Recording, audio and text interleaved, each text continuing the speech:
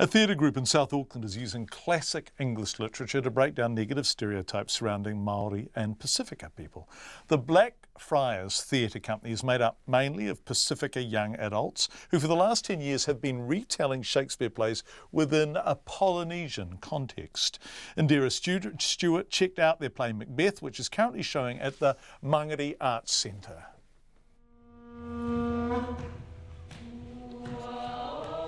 It's not often you see a group of young Maori and Pasifika kids performing Macbeth in South Auckland, an area often stereotyped as socio-economically disadvantaged with high incidences of criminal activity. It's also the same community which has raised many of New Zealand's great heroes, Sir Edmund Hillary, the late Jonah Lomu, and world and Olympic champion shot putter Valerie Adams. The Blackfriar Theatre Company wants to break down negative stereotypes and build on positive examples for South Auckland youth.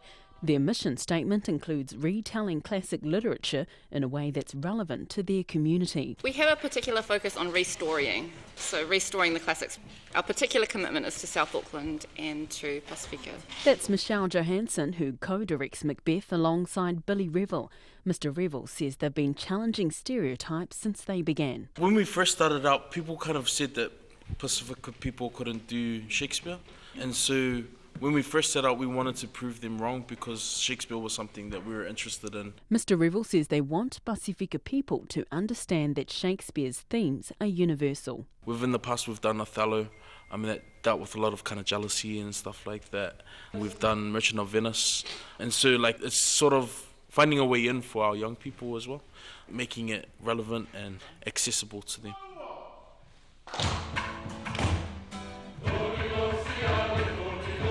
Their version of Macbeth is set in an imagined Hawaii with themes drawn from all Polynesian cultures using dance, costumes and music. Musical director Sosaya Latu took lines from the script of Macbeth to help incorporate music into the play.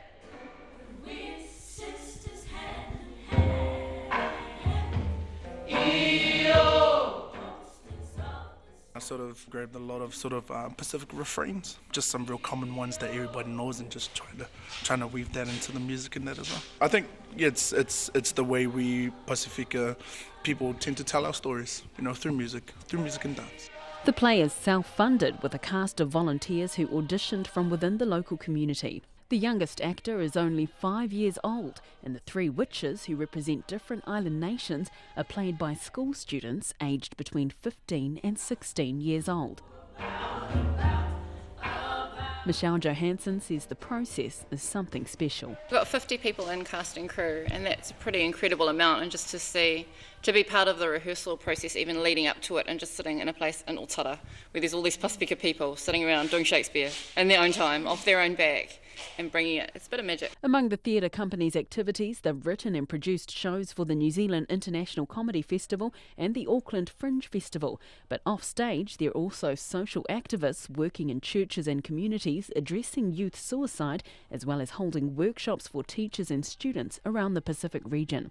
They've actively supported the Freedom for West Papua movement, protests to raise minimum wage, and also the recent Park Up for Homes campaign, which raised awareness of homelessness in Auckland. Mr. Revel says helping to make an impact within their community is important. All of that stuff is very important to us, and the way that we sort of see ourselves contributing to a solution to that is offering our young people somewhere that they can come and be heard. Samoan father Jerome David brought along his 12-year-old daughter Stania David, who has just started reading Shakespeare. It's fantastic. The show was pretty good. The music, wow. There are other ones that make the show. Macbeth is showing at the Maori Arts Centre in South Auckland until the 24th of September. For Checkpoint, Indira Stewart. What a lovely note on which to end Checkpoint for tonight. Indira Stewart, I should say, is part of the Radio New Zealand RNZ international team. They do rich work for and of the Pacific. They file up right throughout the Pacific, and there is an enormous amount of expertise, language expertise, cultural expertise, as part of RNZ International. You can find them on our website, and it is a rich repository of Pacific journalism.